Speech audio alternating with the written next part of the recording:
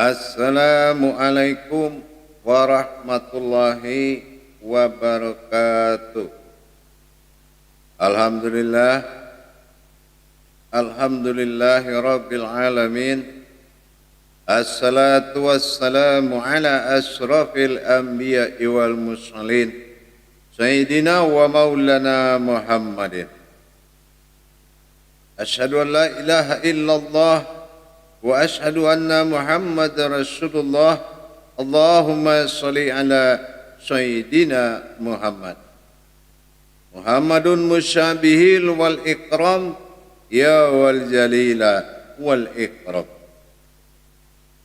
Alhamdulillah, kita panjatkan segala puji syukur kita kepada Allah Subhanahu wa taala atas limpahan karunia rahmah dan hidayahnya, serta dengan izinnya jugalah kita dapat menjalankan semua amanahnya, beramal dan beribadah zahir batin dunia dan akhirat.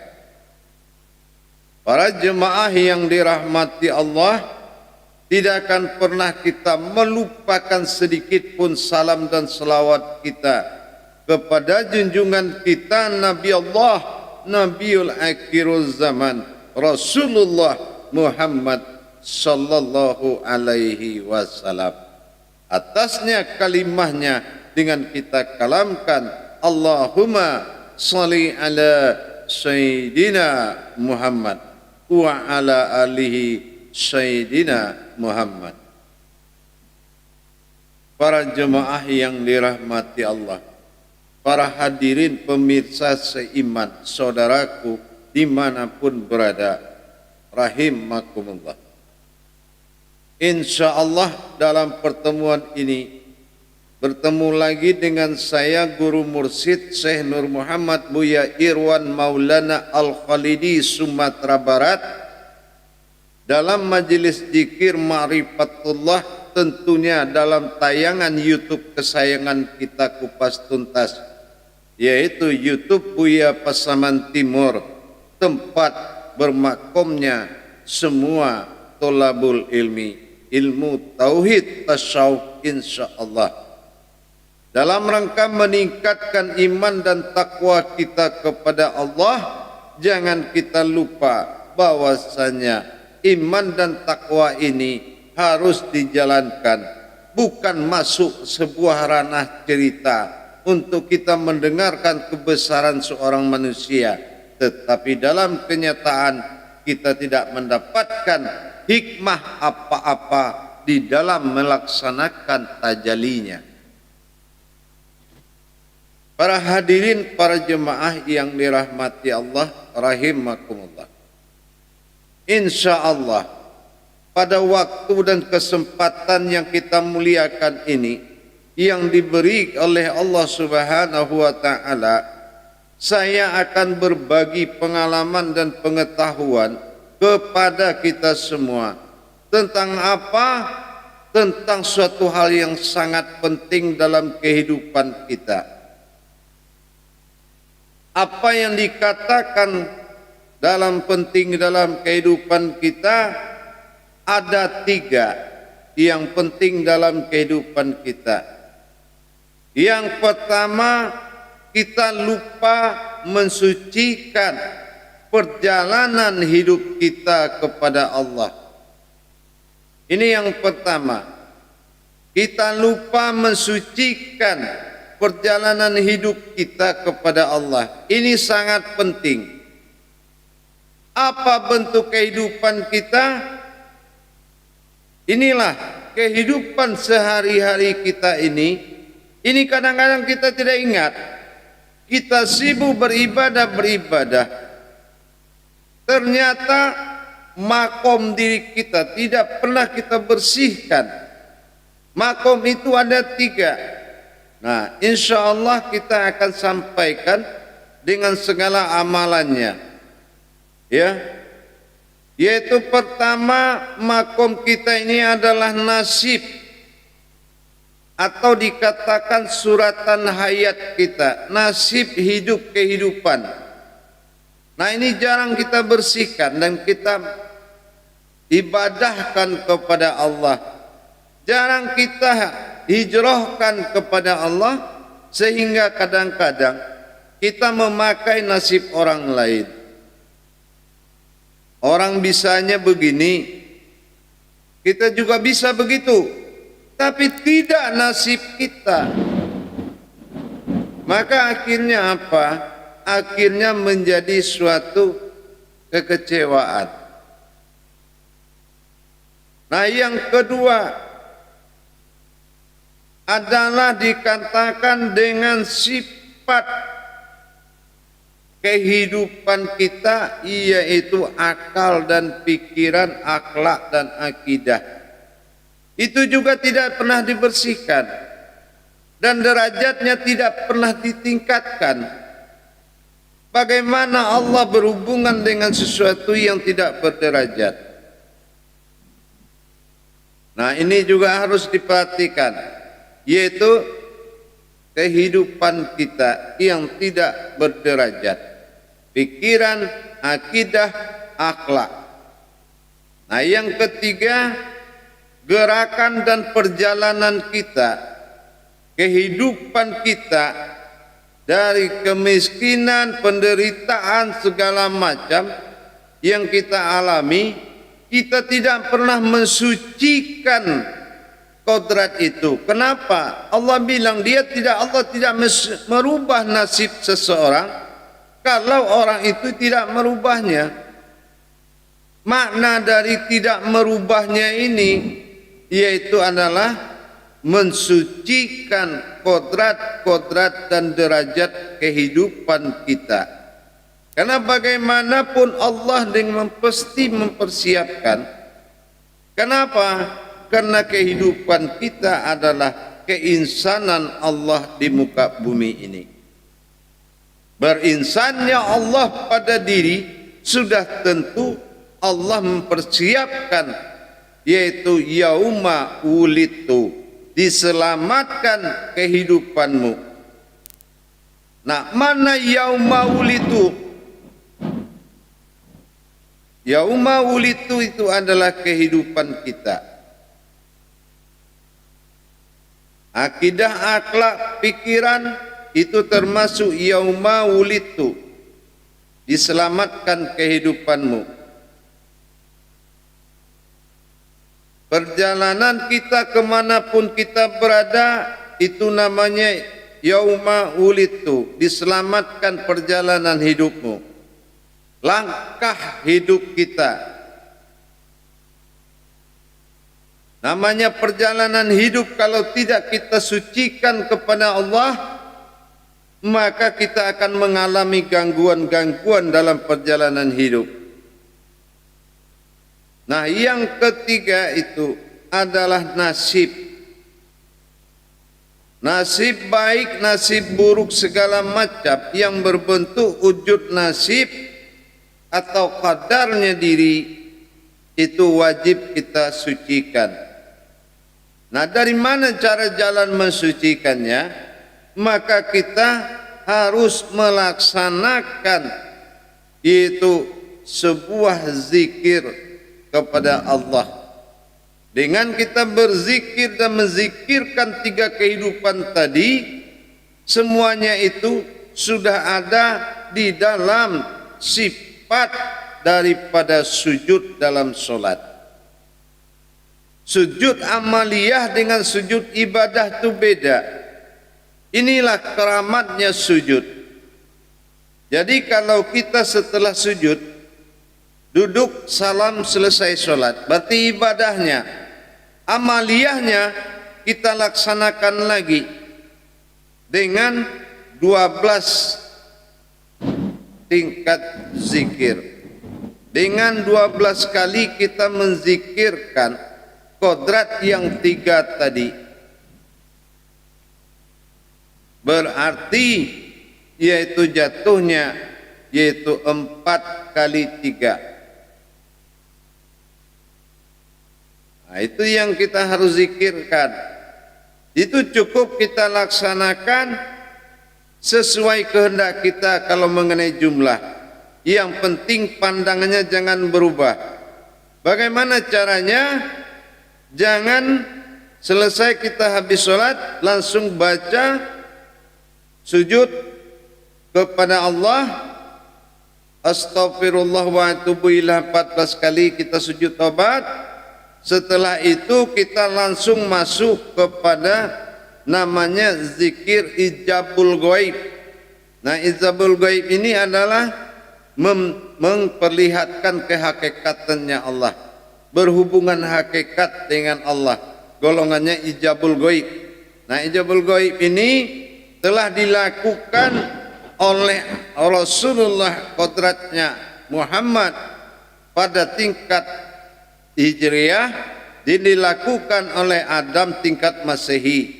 Dan ini zahir batin sudah mendapatkan kehidupan, yaitu dengan dizikirkannya ijabul ghaib tadi, yaitu dengan melakukan amaliyah sujud.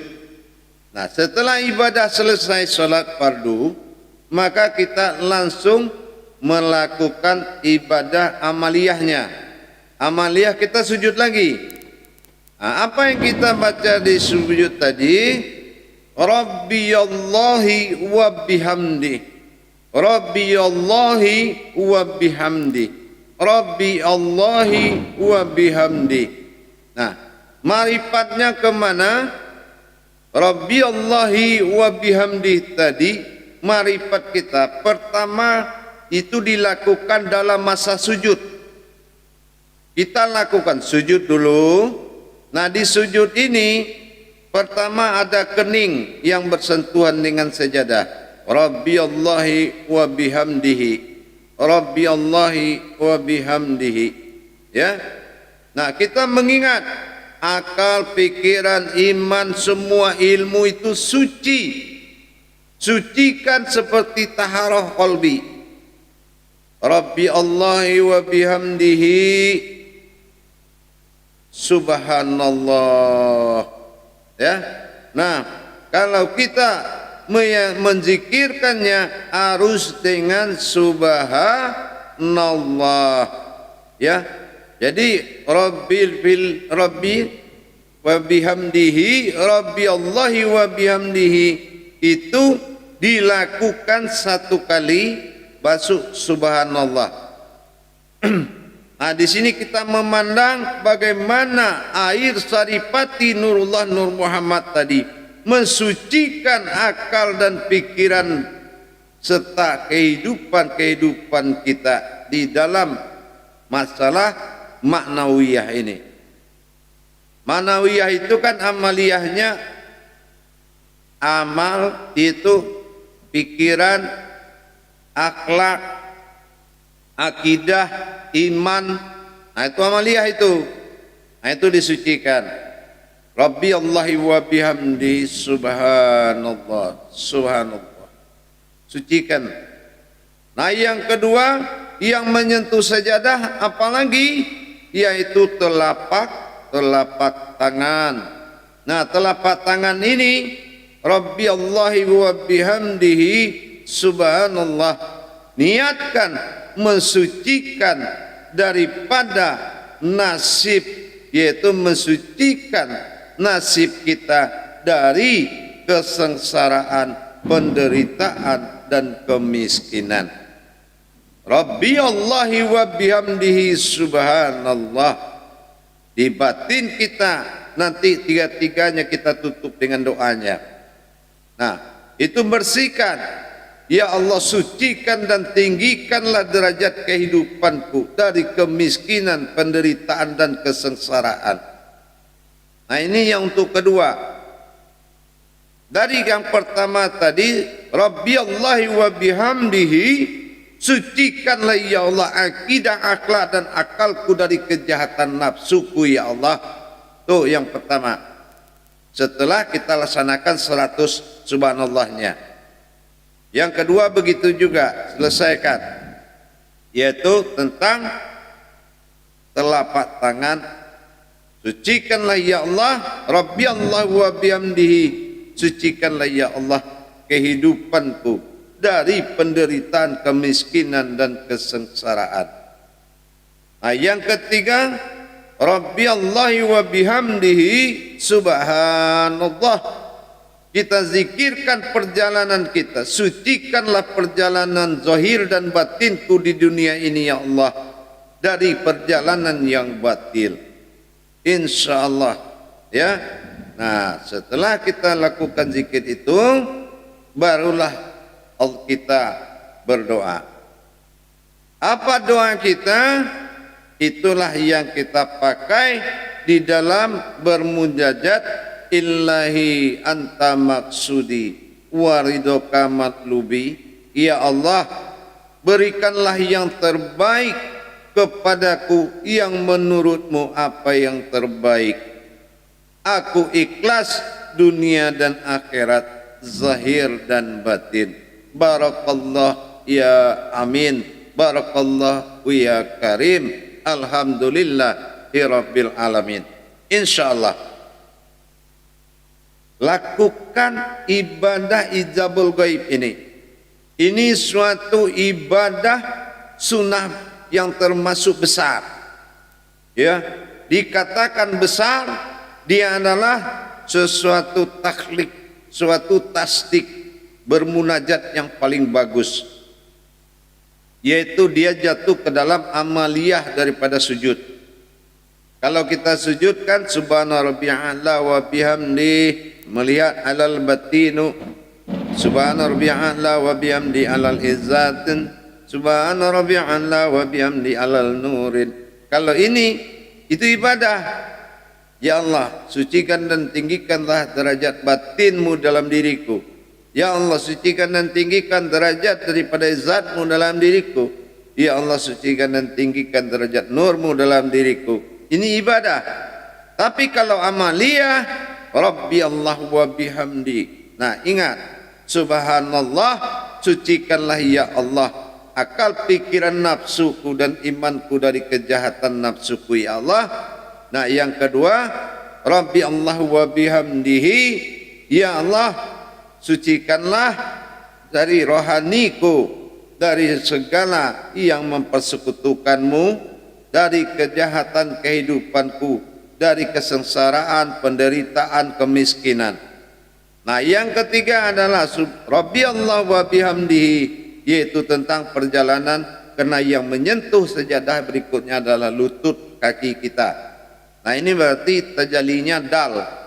Jadi kita minta disucikan perjalanan hidup kita dari kebatilan ya Allah. Nah, berikanlah yang terbaik dari dirimu kepada diriku ya Allah. Apa menurutmu yang terbaik? Aku ikhlas lahir batin, dunia dan akhirat. Itulah yang dimaksud dengan zikir ijabul ghaib. Insyaallah kalau para hadirin, para jemaah mengamalkan zikir ijabul ghaib yang dikuasakan oleh Adam dan Muhammad, hanya beliau berdua yang menzikirkan itu, maka karena itu jatuhnya adalah 12, berarti 33 kali 3 kali 4.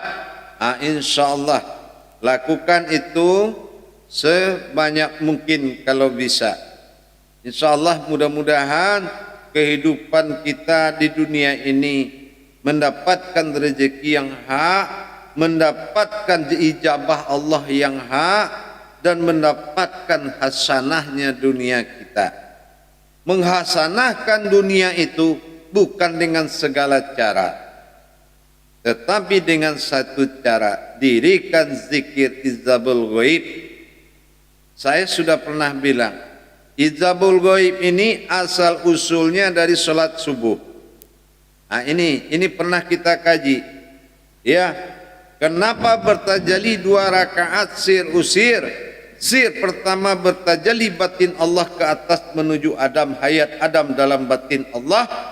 Sir kedua bertajali batin Allah ke dalam diri bernama sifat Muhammad. Inilah rohani, tajalilah batin dalam diri rohani. Nah, akhirnya 2 naik, 6 yang 2 bersifat 6. Artinya 6 ini bukan 6 buah.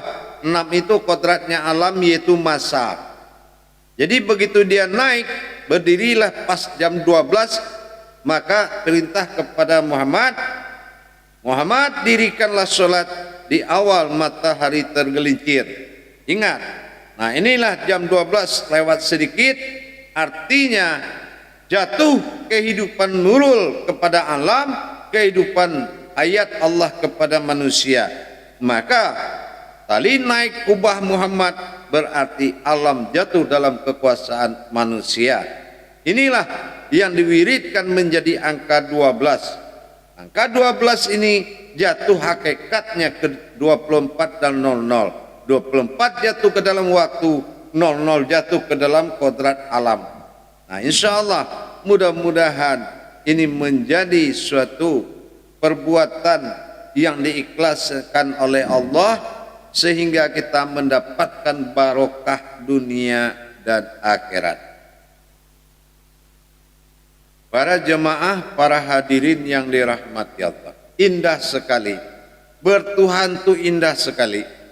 Ternyata semua fasilitas kita sudah disiapkan oleh Allah, tinggal kita lagi belajar mencari bekal. Kenapa? Sifat Allah itu dua. Terhadap dirinya, aku adalah aku dan aku ingin menjadi Tuhan. Maka kujadikanlah umat dan aku ingin dipanggil dengan nama Allah. Yang kedua sifatnya adalah Rahman. Tadi Rahim, sekarang Rahman. Tadi keumatan maksudnya. Sekarang adalah Rahman, ke sifat kealaman bagi dia. Wa minal am. Apa itu? Aku adalah sebuah perbendaharaan. Nah, ingat itu. Artinya apapun yang kita inginkan, bentuknya zahir atau batin, ada di tangan Allah, dan Allah ada di tangan dirimu sendiri. Wa fi anfusikum afala tubsirun. Ingat itu. Insyaallah jangan berpaling dari jalan Allah. Semakin engkau diberi kesulitan, semakin titik kemudahan akan besar. Ingat, kulla min innallah, semua kejadian datang daripada Allah. Akhirul kalam, wabillahi taufiq wal hidayah. Wassalamu alaikum warahmatullahi wabarakatuh.